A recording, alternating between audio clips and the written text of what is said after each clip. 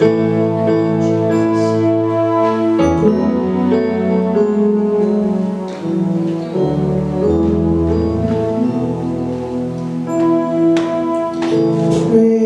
to the Lord, the King of creation. Oh, my soul, praise Him, for He is your health and salvation. All who hear, now to His temple joining, glad adoration.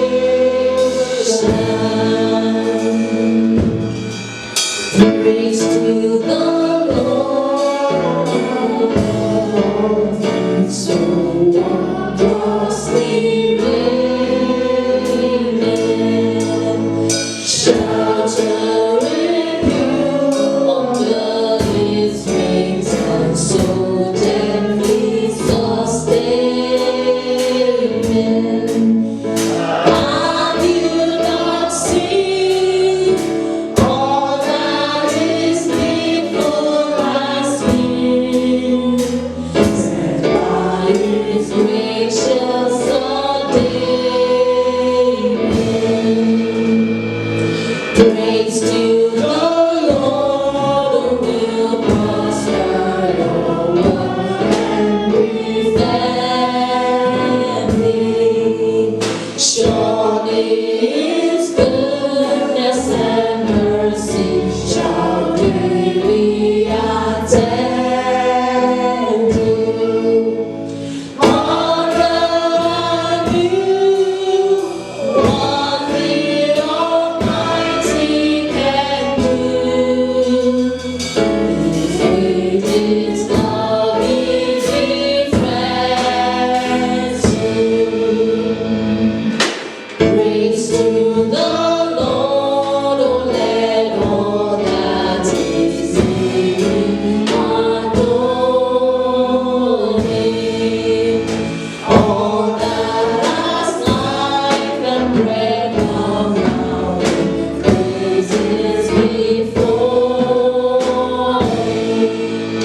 Let the amen sound from His people again, that they forever adore Him. Amen.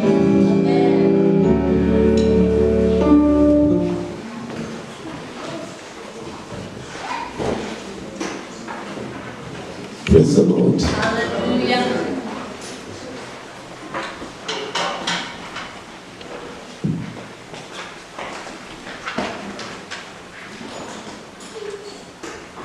Yeah. So thank you, worship team. And God will continue to bless you. We have some new people with us today. Can we just, if you are new, today is your first time here. Praise the Lord. So you are welcome. This is New Covenant Church Saskatchewan. And we come together Sunday like this, 3 p.m. to 4 p.m. to worship God and to hear Him speak to us. So you are very welcome. And those people that are joining online, Zoom, on Facebook, you are welcome. We wish you are here, but somehow you are not. But we appreciate your presence and the effort you have put into it to come. The Lord will bless everyone in Jesus' name. Amen. Our Bible study is on Tuesday, 7:30 to 8:30. It's on Zoom. It's always interesting.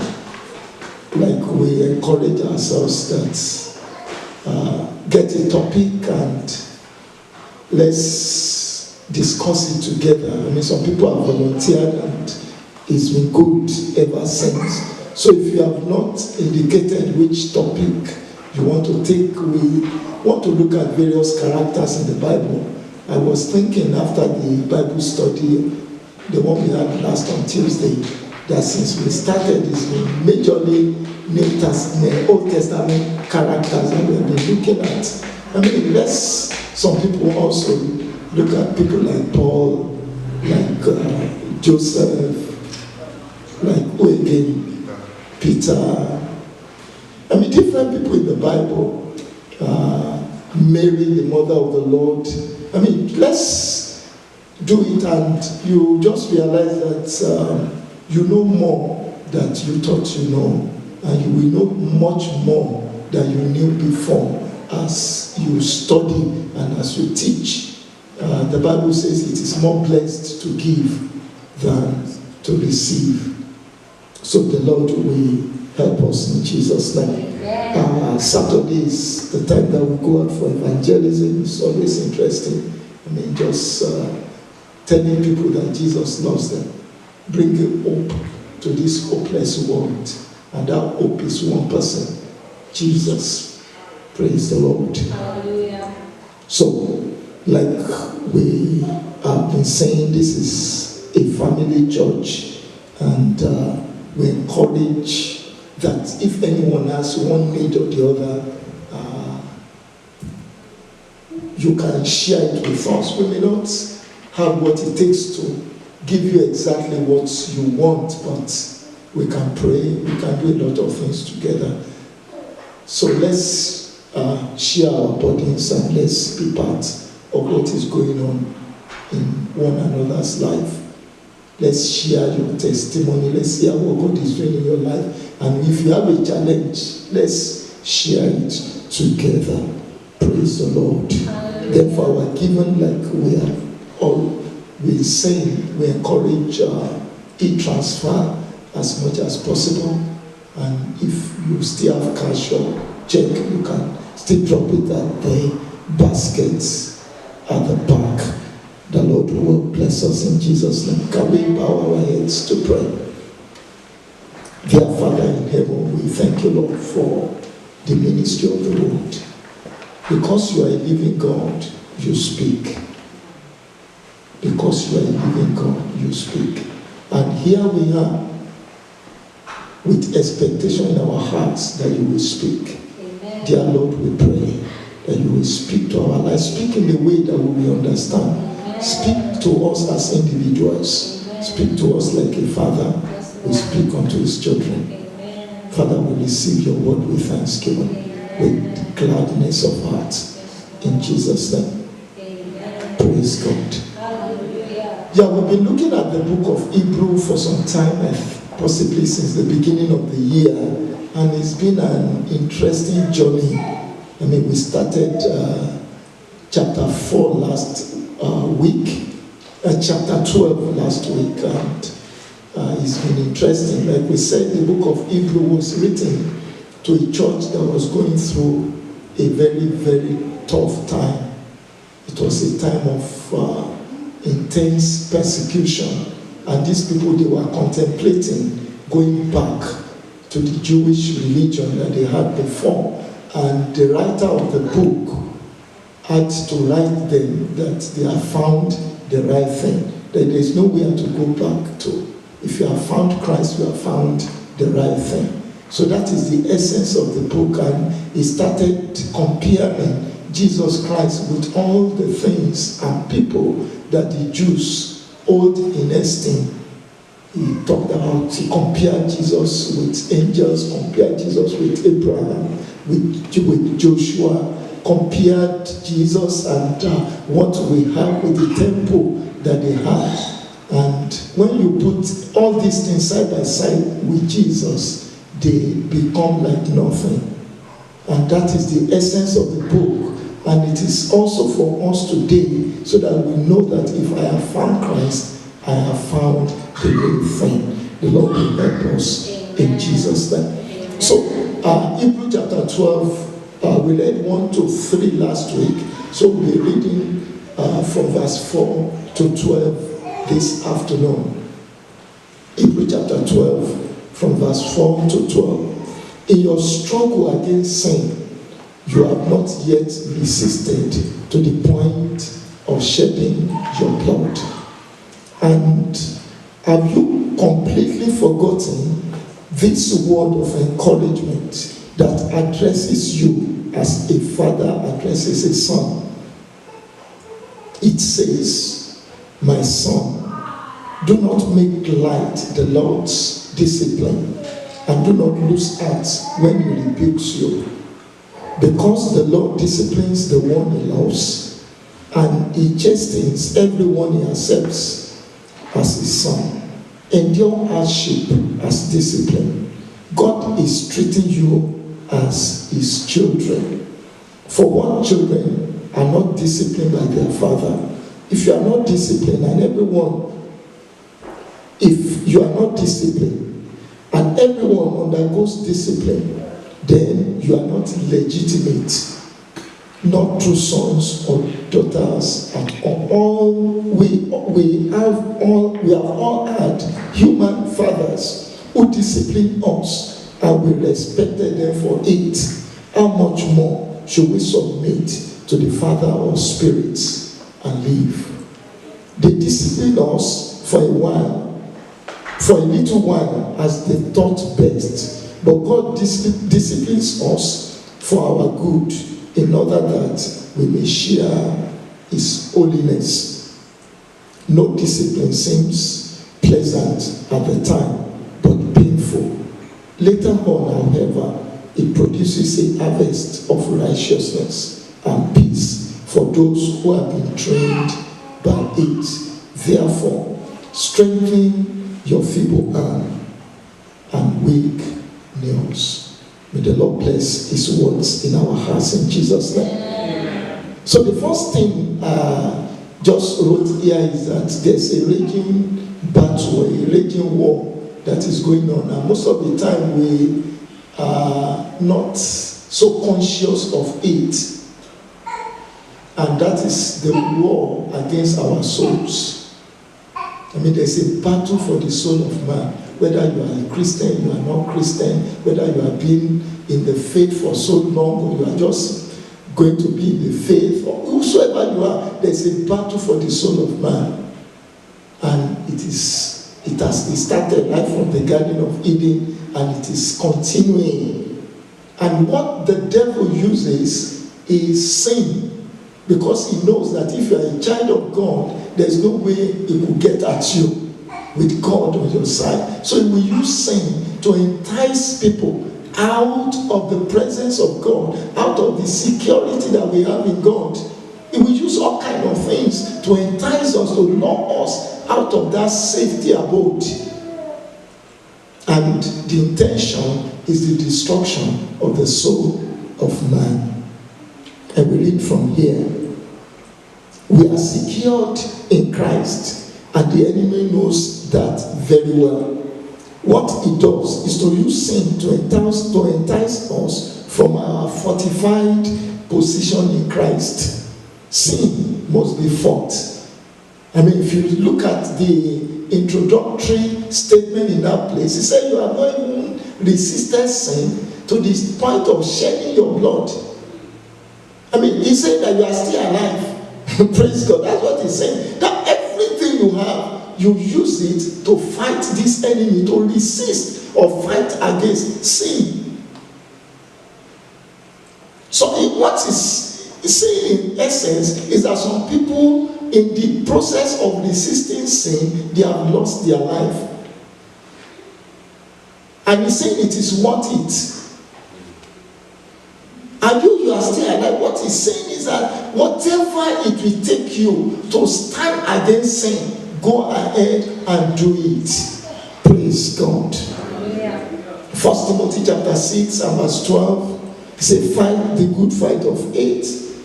Take hold of eternal life, to which you have been called when you made your good confession in the presence of many witnesses. Fight the good fight of faith.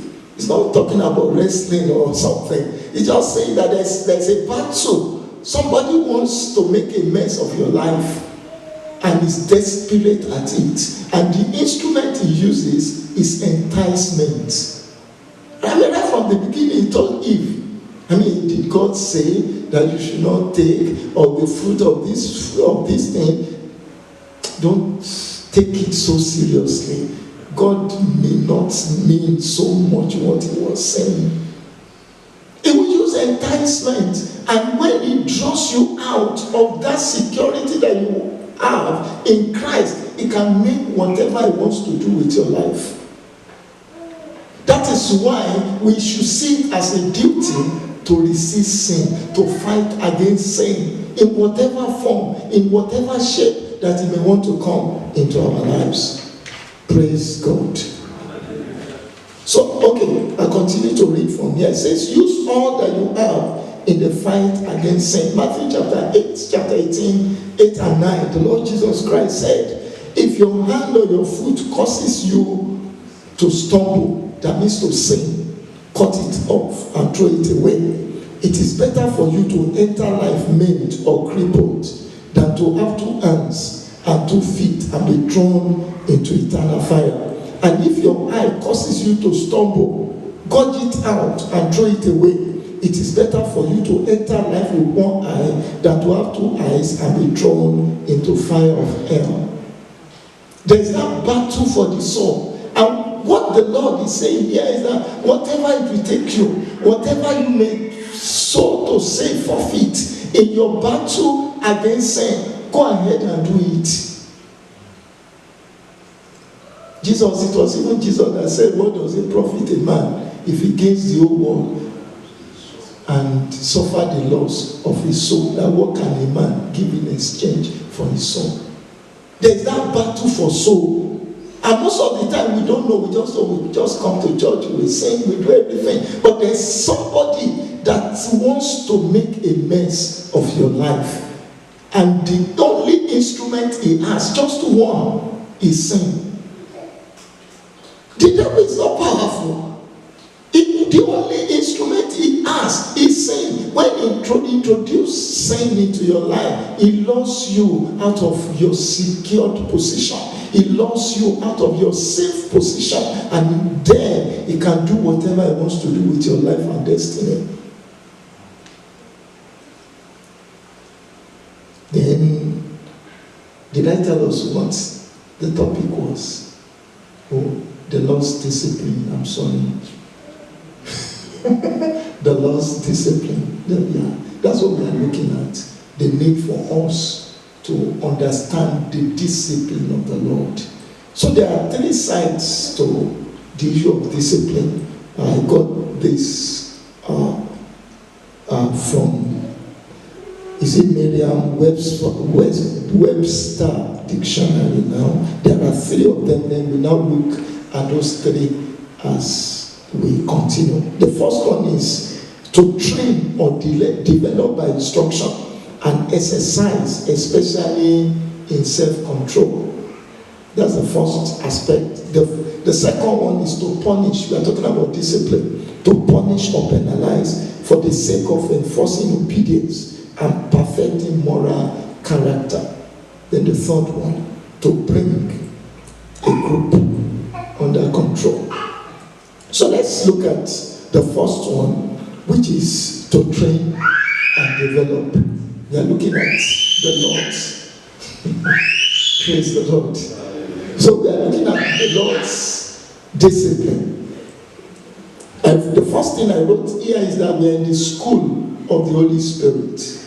And when you are in a school, there's need for you to discipline yourself so that you can acquire whatever knowledge that you have gone there to acquire. We are in the school of the Holy Spirit, and we are in the process of maturing. We are in the process of maturing, and because of that, there will be some things that God will throw at our lives, and it is not to hurt us, it is not to break us, but they are meant to mature us. They are meant to mature us. It's just like somebody that goes to military school. I mean, there are some things that they will just ask you to do. And the essence is to develop endurance. They know that you are going to face some things in the course of your journey as a soldier, and you don't prepare for battle when the battle has come. You need to prepare for it before time. The same thing with us. God will begin to prepare you for your life in the future so that you can stand the test of time. It is called the school of the Holy Spirit. There are some things that the Lord will arrange across your path. It will look as if, oh, everybody is having it easy. Why is my own different? It is because you are going somewhere. God is preparing you. God is equipping you. 2 Timothy chapter 2 and verse 3 says, you therefore must endure hardship as a good soldier of Jesus Christ. I mean, it's like Paul was pointing to Timothy, saying, you therefore, you must endure hardship as a good soldier of Jesus Christ. I mean, a soldier will not get to the battleground and say, oh, this terrain is too tough. I cannot climb this mountain. This valley is too deep. No, he has been trained before that time to go through that kind of situation. The same way, God will train us. God will arrange things in our lives to strengthen us, to toughen us. I mean, look at David when he encountered Goliath. He had been trained that the God that helped me when I killed the bear, the God that helped me when I slaughtered the lion, he will deliver me from the hand of you Philistines. So there are things that you will need to go through in the backyard of your life, so that by the time God exposes you, by the time God brings you to the open, you are fit for the assignment. So a lot of things will be arranged to teach us endurance. We will be taught how to depend on God and God alone. Praise the Lord. You will be taught how to depend on God and God alone. The Bible says the just shall live by faith. God will arrange things. It will look as if what is happening, and the only hope that you will have is God. And you will be trained to lean on God. And when you have learned that one, no matter what comes your way, you will know that my God will never fail. Because you have tested him in the wilderness of life. Praise God. So the second one is discipline to bring under control. That is the second one. So sometimes I wrote here that God imposes a condition on us to keep us under. Praise the Lord. Hallelujah. He knows that we can crumble under some conditions. Some people cannot handle a level of success. I mean, God knows us. The Bible says he knows our frame. He knows.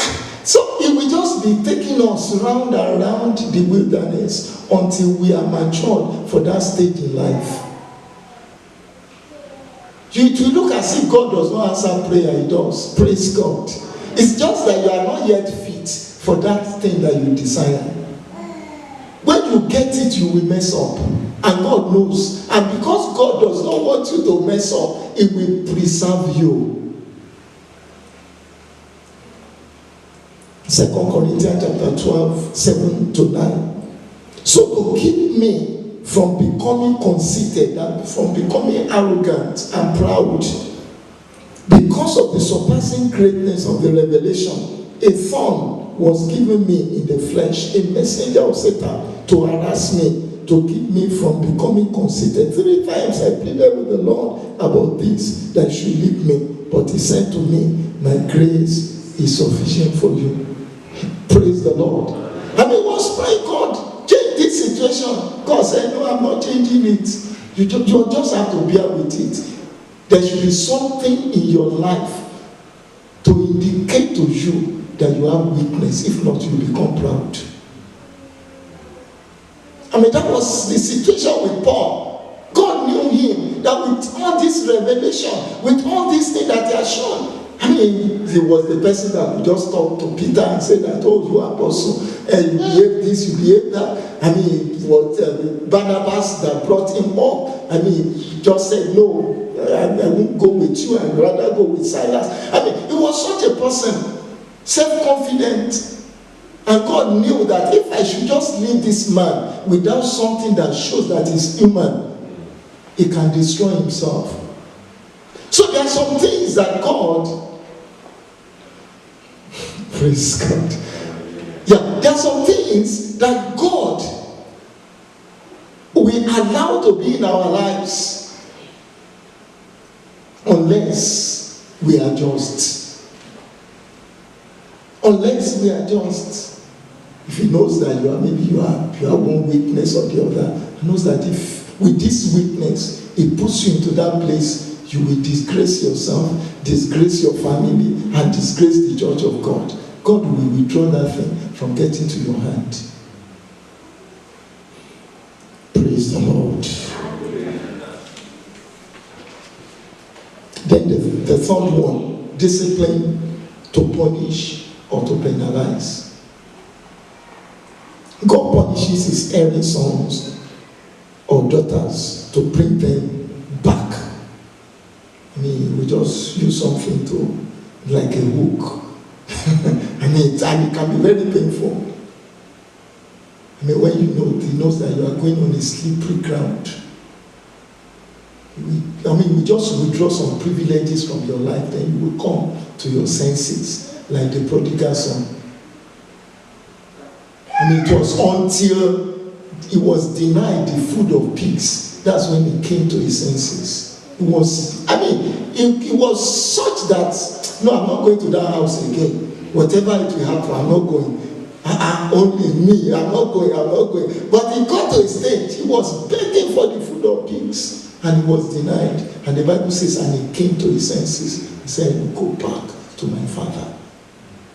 There are some believers that God will begin to withdraw some things from your life. They will begin to, there was a particular person when we were in Nigeria, was a big man. But I think he had some money and things like that. Just abandoned his wife, he was living anyhow and things like that. And God decided to discipline him. Everything about his finances, they were just flying out of the windows. He had connections. He would be asking people, connecting people, and they will be helping them. When it comes to him, his uncle will say, don't worry, I will still help you. I'm reserving something big for you. And he was suffering. Until he knew that something was wrong with him, he ran back to God. For the sake of our soul, God can withdraw some things from our lives. Psalm 119 and verse 67. He said, before I was afflicted, I went astray. But now I obey your word. Does this sound reasonable? Before I was afflicted, I went afraid. He was just doing everything. And when affliction came, he came back to the way. Praise the Lord. Then when things are tough, what do we do? I'll just run through this before. What do we do when things are tough? The first thing is look unto Jesus. The Bible says looking unto Jesus, the author and the finisher of your faith. Jesus went through the worst thing.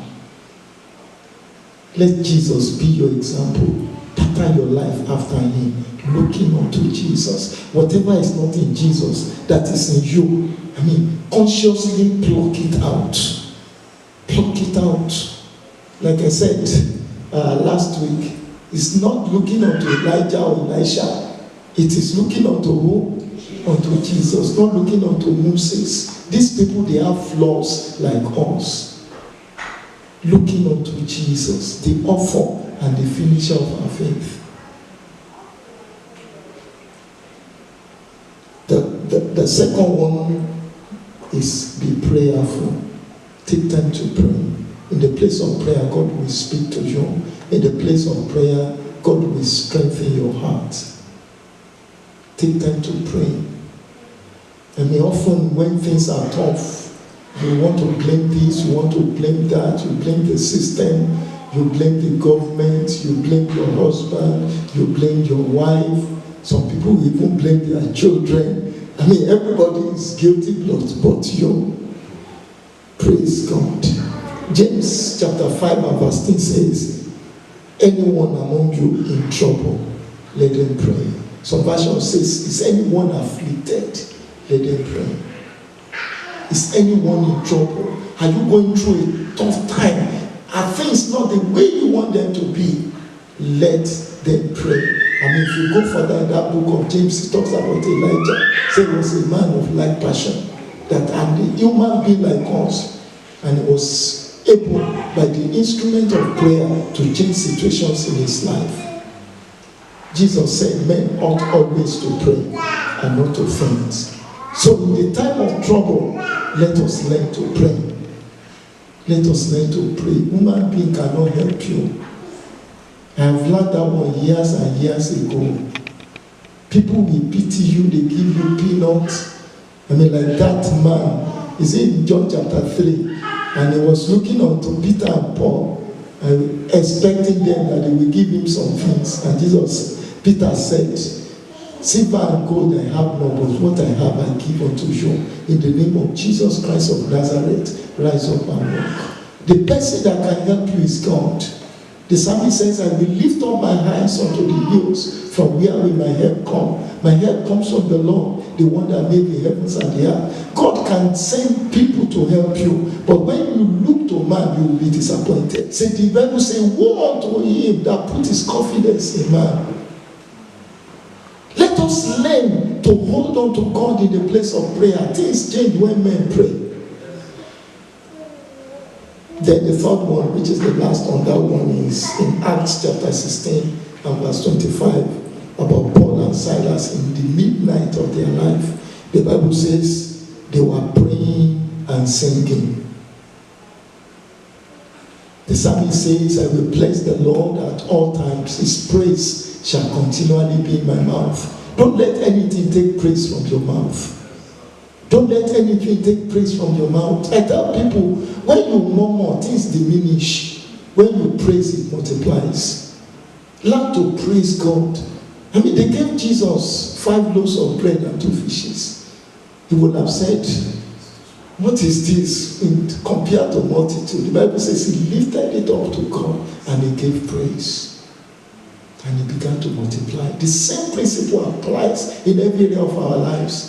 Let us learn the language of the kingdom is the language of thanksgiving, the language of praise. And we bless the Lord at all times. His praise shall continually be in my mouth. Then as we close, Esau, an example of indiscipline. And Esau was the senior brother of Jacob. It's an example of indiscipline. Hebrews chapter 12, 16 and 17. Hebrews chapter 12, 16 and 17. See that no one is sexually immoral or is godless like Esau, who for a single meal sold his inheritance right as the oldest son. Afterward, as you know, when they wanted to inherit this blessing, he was rejected. Even though he sought the blessings with tears, he could not change what he has done. Like the English people will say that it is the way you lay your bed that you rely on it. Praise God. Whatsoever thing you sow, you will reap. It's good to be gifted, it's good to be talented. But if you are in discipline, it will amount to nothing. Like, I can't remember, was it last week or something that we talked about Samson? He was gifted, but he was an indisciplined person. He had a kind of strength that was strange. He will just stretch his hand, the power of God will come, he will do all kind of things, it could destroy, he could do all kind of things by the power of God that was in him. But he was not a disciplined person. He died in the camp of his enemy. So there's a need for us as believers to learn discipline. You can be gifted, you can be anointed, you can be talented. But if you lack discipline, sleep wants to come and say, no, this is not the time to sleep. That is what is called discipline. You are in control. You do things because it is the right thing to do, not because it is due to indulgence of the flesh.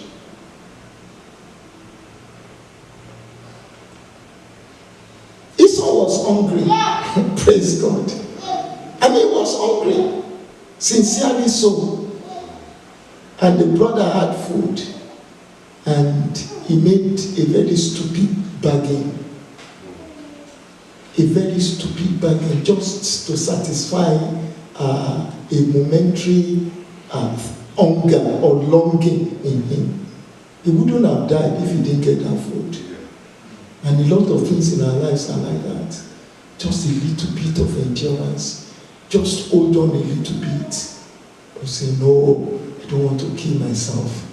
And you just mess it up. Some people have been striving, doing some things, and just a little bit for that thing to mature, you just scatter it because of indiscipline. Just because of indiscipline, a little endurance, a little patience, just holding on a little bit until that thing comes to be. Esau was the firstborn, but he lost the privilege of the firstborn because of careless and indulgent lifestyle. Talents, gifts, and anointing are not sufficient. We need discipline to attain and achieve the purpose of God for our lives. Romans chapter 8, 12 and 13. Therefore, brothers and sisters, we have an obligation, but it is not to the flesh to live according to it. For if you live according to the flesh, you will die. But if by the Spirit you put to death the misdeed of the body, you will live. 1 Corinthians chapter 9, the last scripture. 1 Corinthians chapter 9, 29. But Paul writing, he said, but I discipline my body and keep it under control, lest after preaching to others, I myself should be disqualified. He said, I discipline my body. I keep it under control. I keep it under control. The Lord will help us. I want us to just bow our heads in prayer and commit your life to God. I don't know where you are. I don't know the challenges. I don't know the raging in your life. There is God in heaven that helps people. He can help you.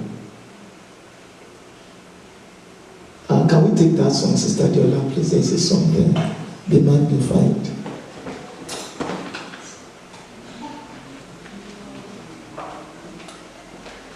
I mean, as we sing that song, I want you to reach out to God. That God, this is where I am. I need your help at this point. Be magnified, O Lord, O Lord. You are highly exalted, and there is nothing you can't do. O Lord, my eyes are on you.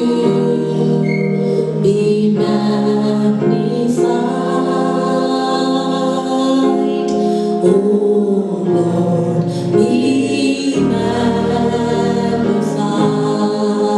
be magnified, be magnified, O Lord.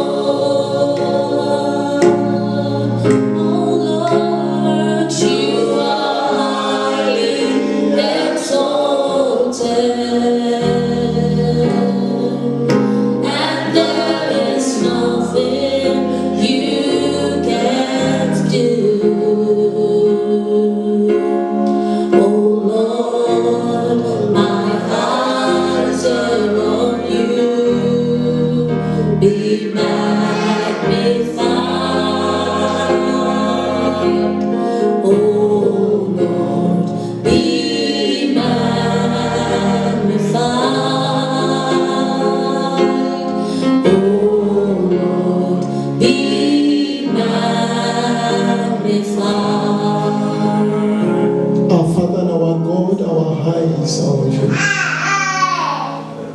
Lord, you know us. You know our friends. You know us. There's nothing that is hidden from you. You understand our struggles. You can see our feelings.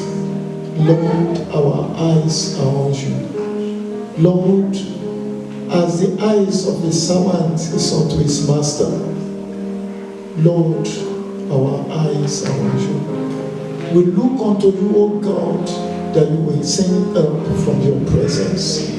The Lord, you will send help from your presence. To those that are struggling, we pray that you will strengthen their arms.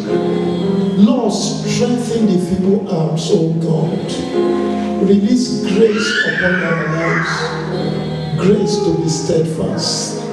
Grace to be steadfast. There are a lot of distractions. A lot of distractions. So many things want to pull us away from you. But Lord, we ask that you will establish us by yourself. You will establish us by yourself. We ask for the release of grace. Release of grace. Release of grace. The Bible says that they look unto him and they were lightened. And they were not put to shame. Lord, as your people look unto you, O God, they will not be put to shame. You said in your word that you are able to do exceedingly far more than what we can ask or imagine, according to your power that works in us, beyond our imagination, beyond our asking. Lord, you will do. Help will come. Strength will come. Father, we thank you. In Jesus' name.